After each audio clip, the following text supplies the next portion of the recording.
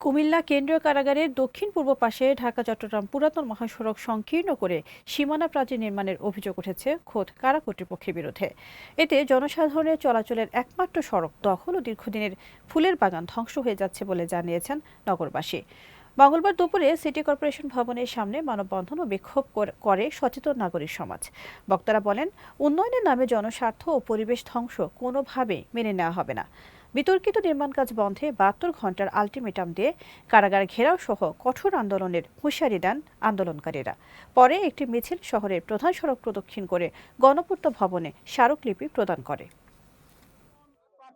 তার ভিতরে করার জন্য সেই দাবির আমরা যারা এখানে উপস্থিত হয়েছে সচেতন নাগরিকের ব্যানারে, মানুষের চলাচলের জায়গা নেই, থাকার জায়গা নেই, কিন্তু সরকারি প্রতিষ্ঠানগুলো বর্ধিত করা হয়, এমপি মন্ত্রী আমলাদের বাড়িঘরগুলো বর্ধিত করা হয় এবং বড় বড় ইমারত করে ওঠে।